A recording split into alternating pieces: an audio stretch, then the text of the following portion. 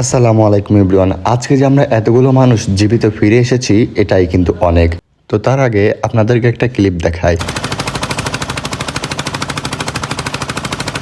তো আপনারা বুঝতেই পারছেন যে আমরা যারা নৌকায় ছিলাম তারা কি পরিমাণ স্রোতের সম্মুখীন হয়েছিলাম। শুধু তাই নয়, দেখুন স্রোতের পানি কিন্তু নৌকায় উঠে নৌকা পর্যন্ত ভিজে গেছে। সবকিছু আপনাদেরকে বুঝিয়ে বলছি, তার আগে অবশ্যই কিন্তু চ্যানেলটিকে সাবস্ক্রাইব করে দিবেন। তো আজকে কিন্তু আমার যাওয়ার কথা ছিল কুষ্টিয়া কোনো একটা বিশেষ প্রয়োজনে। তো প্রথমে কিন্তু আমরা সবাই সুস্থ এবং স্বাভাবিকভাবে ছিলাম, কিন্তু সময়ের সাথে সাথে কিন্তু পরিস্থিতি হাতের বাইরে চলে যায়। হঠাৎ করে শুরু হয় দমকা হাওয়া এবং অসংখ্য স্রোত। ভাই বিশ্বাস করেন, এই স্রোতগুলো দেখার পরে মনে হচ্ছিল না যে আমরা ওই পারে পৌঁছতে পারবো। সবাই কিন্তু দোয়া কালেমা পড়তে শুরু করেছিল।